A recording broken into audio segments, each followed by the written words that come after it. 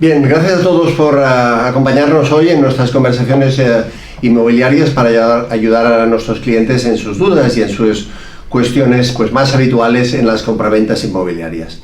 Hoy tenemos el placer de presentaros a Luis Alberto Álvarez, notario en Barcelona, muy experto en transmisiones y en operaciones inmobiliarias, que nos va a ayudar a resolver pues, algunas de las dudas más habituales que se producen para muchos de nuestros clientes. Luis Alberto, pues muchas gracias por acompañarnos. Gracias a ti por invitarme. Y la primera es, óyeme, para evitar problemas, ¿cuáles serían las recomendaciones más legales, más importantes que darías para una tramitación correcta en una compraventa inmobiliaria? Documentos a aportar y pasos a dar. Pero lo primero de todo es un acto que es previo a la escritura, que serían la firma de las arras, ¿verdad? Esta firma de las arras generalmente lo hacéis vosotros en las inmobiliarias y hay que estar atento y tener ciertos conocimientos de lo que se va a firmar en este momento, ¿no? Sobre todo la finca que se va a comprar, que coincida efectivamente con lo que se ha visto, si existen o no existen ciertas cargas, al menos en ese momento, quién se va a hacer responsable de deudas o gastos que pudieran existir sobre ese inmueble y sobre todo si se va a financiar la compra o no. Porque si se va a financiar la compra y se espera obtener una financiación por parte de alguna entidad bancaria, en las arras se puede establecer que en caso de no obtener esa financiación se devuelva la totalidad de las arras al comprador o el que quiera comprarlo. Es cierto que conforme a la legislación catalana, si no se pacta lo contrario, esta cláusula está incorporada, pero siempre es mejor, en mi opinión, dejarlo todo por escrito, que luego no haya malas interpretaciones o intenciones de otras personas. Claro, esto es muy importante. Y a veces puede haber discrepancia incluso en la descripción del inmueble, ¿no? Que haya... Sí, muchas veces lo que sucede, y que eso se va a ver luego también en el contrato de arras y posteriormente en la escritura de compraventa, es que la descripción que nosotros utilizamos, que es la del registro de la propiedad, a veces tiene alguna cierta discrepancia con lo que han visto los clientes, desde la distribución interna, porque en su momento es un inmueble antiguo, se ha inscrito con X habitaciones, luego se han hecho varias reformas y no coincide el interior. También, por ejemplo, es muy común los cambios de nombre de calle y de número, que luego la gente en la escritura se asusta y dice, no, ese no es el número, cuidado que no es el nombre de la calle, etcétera, etcétera. Entonces, se puede actualizar brevemente la descripción de la finca en el momento del otorgamiento de la escritura, pero básicamente lo que se tiene que respetar es la descripción que consta en el registro. Lógicamente lo que se está comprando, como se suele llamar en derecho, es un cuerpo cierto, es decir, básicamente lo que está entre las cuatro paredes, aunque tenga otra descripción en cuanto a internamente, etcétera. ¿Vale? Y las cargas hipotecarias, una persona que tiene una hipoteca sobre un piso y un saldo pendiente, ¿cuáles son los pasos para poderlo vender ese piso sin que el comprador tenga que asumir ese coste? ¿Cuáles son los pasos? Vale, habría que diferenciar diferentes casos. En primer lugar, que la hipoteca aún no se haya pagado, ¿vale? En este supuesto, entonces, el vendedor lo que va a necesitar es un certificado de la entidad bancaria donde diga qué saldo queda pendiente por pagar. Se lo tiene que facilitar, en vuestro caso a vosotros, a la agencia inmobiliaria, también al comprador y también, lógicamente, a la notaría para hacerlo constar en la escritura. Una parte del dinero que iba a recibir el vendedor va a ir destinado a saldar la deuda con el banco y una vez que se ha saldado la deuda con el banco, el propio banco emitirá un certificado, digamos, que está totalmente pagado y entonces ya se puede solicitar al registro de la propiedad que se cancele la hipoteca, ¿vale? En segundo lugar, esto es más sencillo, que ya esté pagado de antemano, pero que no se haya cancelado. En ese caso, o bien antes del otorgamiento de la escritura, o bien en el momento del otorgamiento de la escritura, se entrega el certificado de saldo cero y posteriormente se solicita la cancelación, ¿vale? Si la cancelación se va a solicitar después del otorgamiento de la escritura, lo que habría que retener es parte de los gastos, porque en principio, salvo que se haya pactado otra cosa, los tiene que asumir la parte vendedora. Luego el sobrante se devolvería a la parte vendedora, claro.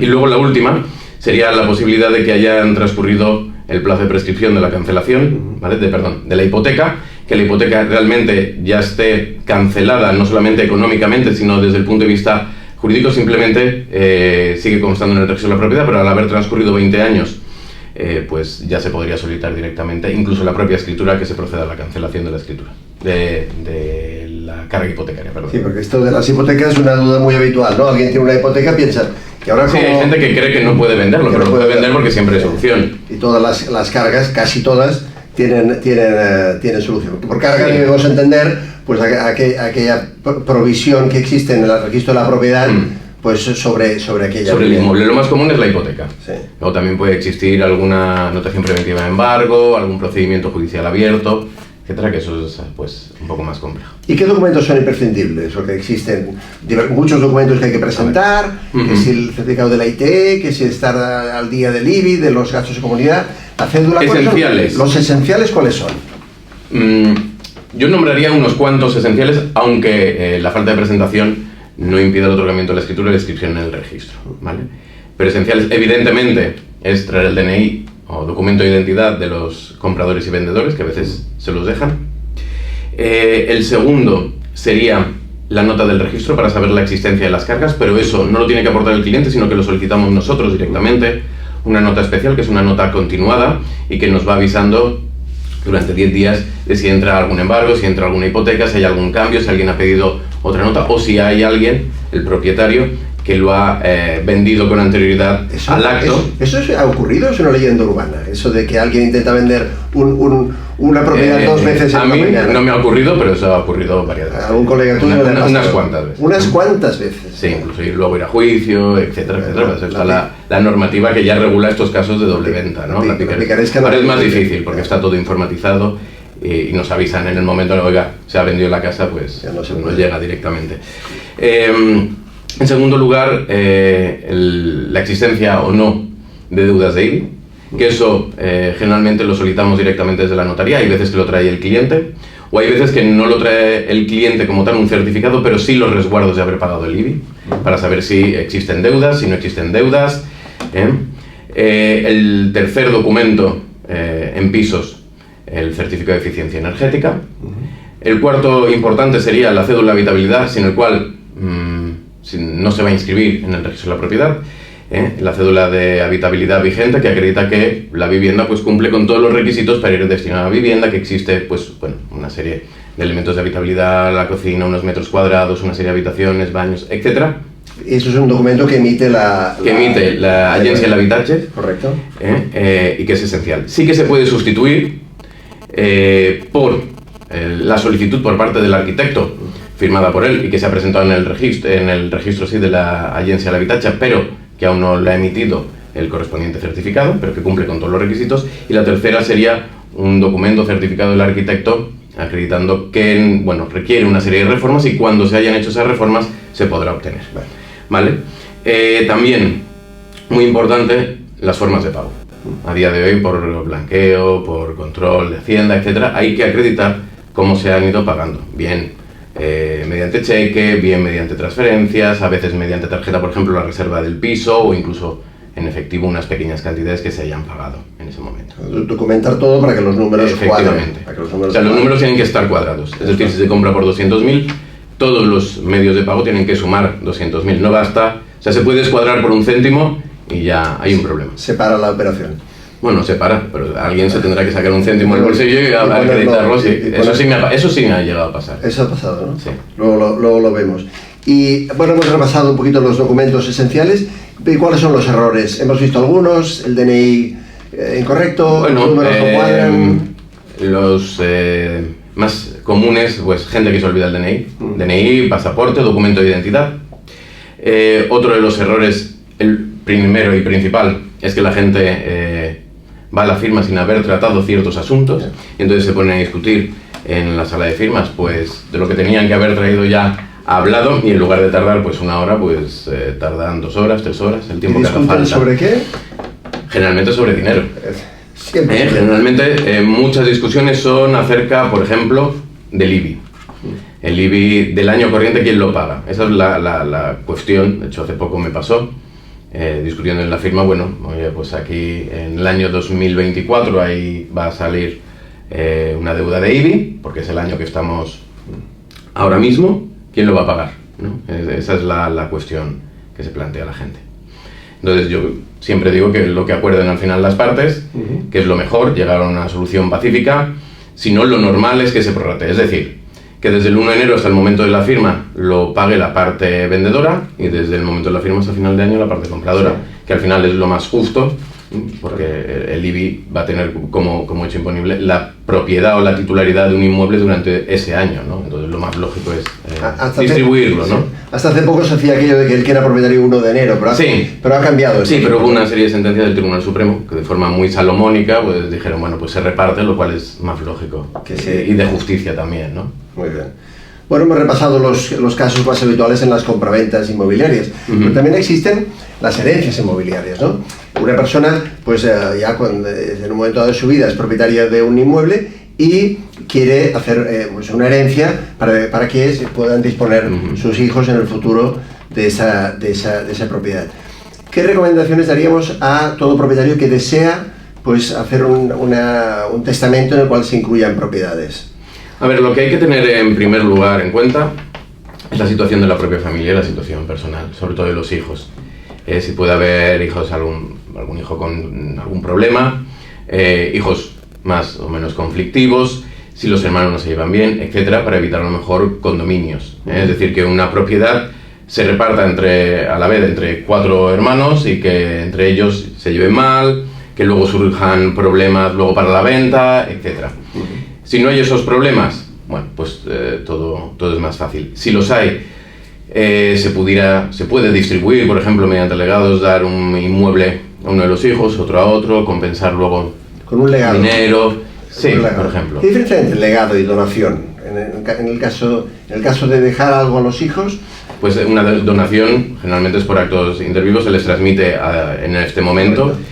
Y en el legado, la herencia, lo que se va es a posponer hasta el momento del fallecimiento. Además, una donación no se puede revocar, mientras que el testamento sí. El testamento yo puedo cambiar mañana de idea y otorgar otro. ¿Vale? O sea, que recomendáis tener en cuenta la situación familiar. Eso es lo primero. Sí. Aquello de dejarlo todo a partes iguales. No. Sí, también es una posibilidad, pero siempre que los hermanos se sepa que no van a poner pegas, problemas o nombrar a ciertos albaceas que puedan controlar si se quiere. Si hay ciertos problemas, nombrar un albacea que pueda, por ejemplo, vender un inmueble y después distribuir el dinero. También es fundamental saber, por ejemplo, si hay hijos menores. Pues yo siempre aconsejo designar pues una persona que pueda ser nombrada tutor en el futuro. Consejo personal, pues por una cláusula que los padres lo suelen querer, que los hijos no puedan vender los bienes inmuebles, aunque sean mayores de edad, pero hasta cierta edad. Primero por madurez, segundo, ¿no? Como digo, pues a veces los hijos con 18 años pueden vender los inmuebles, los venden y se dan a la fiesta y no a estudiar o a trabajar, lo que tengan en ese momento que hacer, y con 25, 27 años, pues 23... Lo ven diferente. Lo ven diferente, tienen otra madurez y ya pueden tomar las decisiones por sí mismos. Lógicamente, siempre que se pueda vender ese inmueble, pero con una persona de control, el otro progenitor, una persona de su plena confianza que a lo mejor pueda autorizar, por ejemplo, para vender el inmueble y comprar otro, o los estudios, o lo que sea. Claro, o sea, tener una visión más amplia, no simplemente ir a lo fácil que es repartirlo todo a partes iguales, ¿no? Sí, o sea, una visión un poco más amplia, siempre facilitando la vida a los que van a ser los herederos, que hay veces que hay algún testador que lo que quiere es, ¿no? Como dice el dicho, reinar después de muerto y organizar y prohibiciones de disponer, como he encontrado durante varias generaciones y... Afloran todos los conflictos familiares. Bien, y cuando esa persona fallece, entramos en la aceptación de la herencia, ¿no? Hay que valorar ese inmueble, ¿no?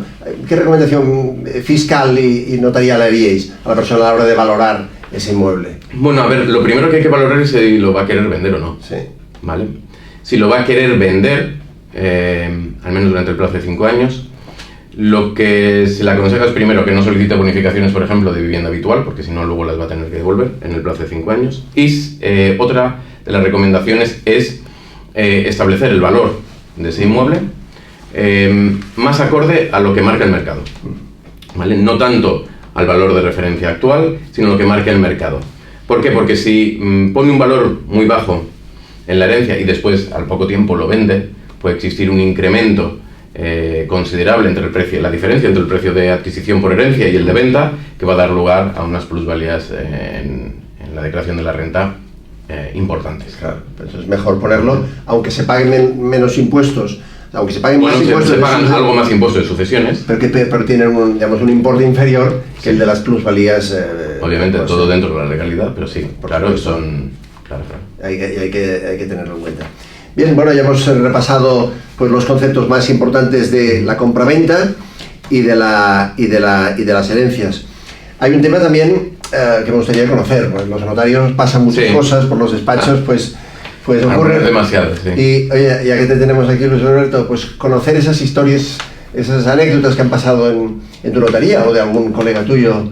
Supongo que las fáciles son DNIs caducados. Bueno, eso es lo habitual, los DNIs caducados, gente que se presenta sin el DNI, que se lo ha dejado, que no sabía que había que traer el DNI. Y otras más.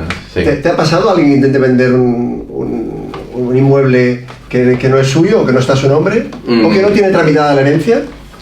Que no tenga tramitada la herencia sí es muy común. Porque ya de paso te solicitan la tramitación de herencia, te piden asesoramiento sobre la tramitación de herencia y después la compraventa, ¿vale? Eso es muy común, pero no tiene nada de raro.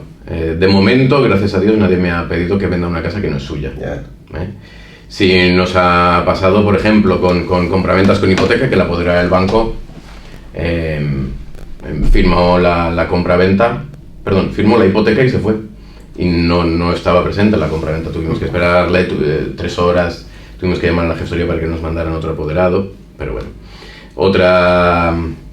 Alguna otra anécdota, por ejemplo, una vez una compraventa que el comprador estaba muy interesado en la casa, se ve, quería comprarla bajo cualquier condición y circunstancia, y se acercó a la notaría y en el momento de la firma me dijo que se había cercenado el dedo de un pie con el hacha, llevaba el pie metido en una bolsa de plástico porque estaba sangrando, se tenía que ir a urgencias, pero él quería comprar su casa y vino así, con esa con la ambulancia pues casi, con el coche esperando abajo para llevárselo corriendo a urgencias. Bueno, al menos tenía capacidad, podía firmar, el tío sabía todo, estaba consciente, pero con el pie sangrando, ¿no? ¿Os habrá pasado también por gente que se dispuesta en el día de la firma y os tenéis que desplazar? No, se aplaza en esos casos, se suele aplazar.